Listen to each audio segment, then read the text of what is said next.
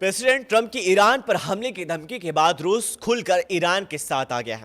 रूस के विदेश मंत्री सरगोई लावरेव ने कहा कि ईरान के साथ पहले ही तरह व्यापार होगा। इस बीच अमेरिका ने खाड़ी देशों में अपने कई सैन्य अड्डों में सैनिकों की दूसरी जगह को भेजना शुरू कर दिया है। अमेरिका के सैन्य अड्डों पर बड़ी हलचल को लेकर के ईरान पर हमले का सिग्नल बताया जा रहा है। वहीं कतर की राजधानी दोहा में अमेरिका का अल उदीद एयरबेस हाई अलर्ट पर है। रॉयटर्स की रिपोर्ट के मुताबिक कि अमेरिका ने अपने बेस से कुछ खास लोगों को फौरन निकाल लिया है।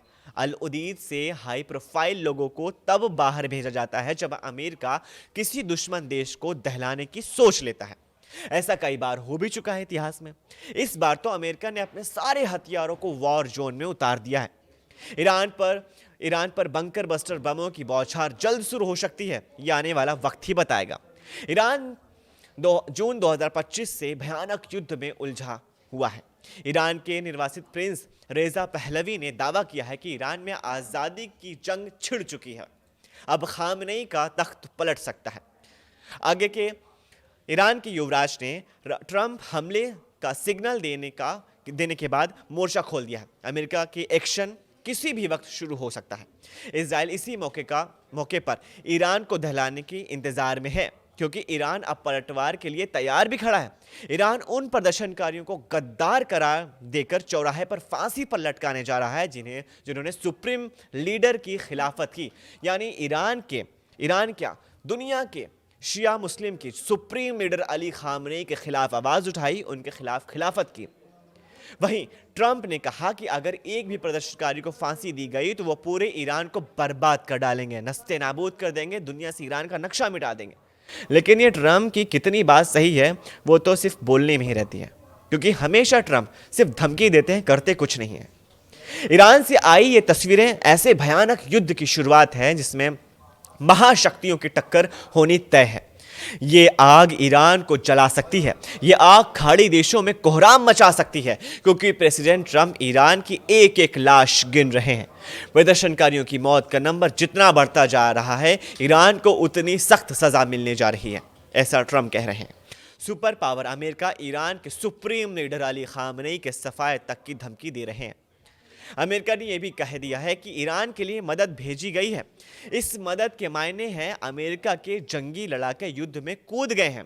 प्रेसिडेंट ने ऐलान किया है कि ईरान की कट्टर सरकार अब बच नहीं सकती है, लेकिन सुप्रीम लीडर अली खामनेई और रिवोल्यूशनरी सेना पर कैसे कयामत बरसेगी, इसका खुलासा ट्रंप करने के लिए तैयार नहीं है, क्योंकि कहीं ना कहीं ट्रंप को भी पता है कि अगर वो ईरान पर हमला करेंगे तो ईरान मरते दम तक उन्हें छोड़ेगा नहीं और दांव उल्टा भी पड़ सकता है।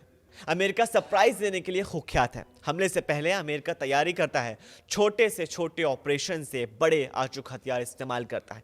ईरान से युद्ध तो एक ताकतवर देश से है, इसलिए अमेरिका किसी भी तरह की गलती की गुंजाइश नहीं छोड़ने वाला है, क्योंकि अब ईरान में मौत के आंकड़े बढ़ने लगे हैं। हिंसा और प्रदर्शन के दौरान के खौफनाक वीडियो सामने आने लगे हैं। इसलिए ट्रंप पूरी मैथमेटिक्स लगाकर हमले करने की तैयारी में लगे हुए हैं। हालांकि ट्रंप के ज़्यादा वक्त लेने की बड़ी वजह अमेरिका के कई फ्रंट पर युद्ध में फंस जाने की है। तो क्या ट्रंप ईरान को सिर्फ धुड़की दे रहे हैं? क्या ट्रंप ईरान को जुबानी धमकियों से डराकर घुटने पर ले आएंगे? इसके आसार दिखते तो नहीं है। कतर ने इसकी जानकारी दी है कि हालात बहुत ख़राब हैं, जंग टालना मुश्किल लग रहा है। कतर अमेरिका और ईरान के बीच पुल का काम कर रहा है, लेकिन अब तक कोई कामयाबी नहीं मिल पाई है। युद्ध दोनों तरफ से भड़काया जा रहा है। ट्रंप धमकी देते हैं तो ईरान पलटवार में देर नहीं कर रहा है। ईरान के सुप्रीम नेशनल सिक्योरिटी काउंसिल के सचिव अली लारिजानी ने एक नया बखेड़ा खड़ा कर दिया है। लारिजानी ने सोशल मीडिया पर पोस्ट कर ईरान में हुई हिंसा के लिए 2 हत्यारों के नाम लिखे हैं। यही नहीं, ईरान के रिवोल्यूशनरी गार्ड्स ने ट्रंप से युद्ध लड़ने के लिए मिसाइलों की स्टॉक में जबरदस्त बढ़ोतरी की जानकारी दी है। रिवोल्यूशनरी गार्ड्स के एयरस्पेस कमांडर मजीद मौसवी ने कहा कि ईरान के रॉकेट गोदाम भरे हुए हैं, लेकिन ईरान अमेरिका से कितने दिन तक लड़ सकता है? अगर अमेरिका ने ईरान को फोड़ना शुरू किया तो क्या होगा? सुपर पावर के आगे ईरान की क्या बिसात रह जाएगी? ईरान से अमेरिका सिर्फ 250 यानी 250 किलोमीटर दूर बैठा है। खाड़ी में अमेरिका के इतने हथियार हैं वो ईरान जैसे 10 देशों के एक झटके में सफाया कर सकता है। समुद्र हो, जमीन हो या फिर आसमानी हमला, अमेरिका जब चाहे जैसे चाहे ईरान तक पहुंच सकता है। मगर अब की बार अमेरिका किसी तरह के रहम की मूड में नहीं है। ट्रंप कह रहे हैं कि पहले की तरह अब ईरान पर स्ट्राइक भर से काम नहीं बनेगा। ईरान में खामनेई सरकार के खात्मे के लिए अमेरिका को भयानक युद्ध जीतना होगा, लेकिन अमेरिका को अरब देश और इजराइल ने फौरन हमला करने से बचने की सलाह भी दी है। लेकिन ट्रंप किसी की सुनते ही नहीं है। ये उनकी नई कहानी नहीं है, वो उनकी पुरानी आदत है कि वही इंसान जो अपनी खुद की मनमर्जी करे। ट्रंप भी उन्हीं में से एक है। उनका जो मन करेगा वो करेंगे, वहीं वो अपने मन की करते हैं। ट्रंप ने ठान लिया है कि ईरान को खामनेई हुकूमत से आज़ाद कराएंगे। अमेरिका इसके लिए अपने 2 जंगी बेड़े ईरान को घेरने के लिए तैनात कर सकता है। जिस दिन ये जंगी बेड़े ईरान की तरफ बढ़ने लगेंगे, अमेरिका के युद्ध की शुरुआत हो जाएगी। लेकिन ईरान से भीषण लड़ाई हुई तो अमेरिका उन फ्रंट पर कमज़ोर पड़ सकता है जहां उसे रूस से टक्कर मिल रही है। यानी रूस ईरान का साथी है और रूस अमेरिका का कट्टर दुश्मन है, जानी दुश्मन है। कैरिबियन सी सागर से ऐसे ही एक वॉर जोन है जहां पुतिन ने नजर बना रखी है। निकोलस मादुरो के साथ हुए बर्ताव से पुतिन ट्रंप से बेहद ज्यादा नाराज है।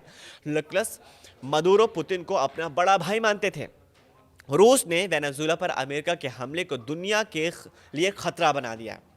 पुतिन के लिए वेनेजुएला और ईरान दोनों अहम हैं। यानी अमेरिका अगर युद्ध भड़काने का जोखिम उठाएगा तो ईरान के साथ उसे भी जोरदार घाटा हो सकता है।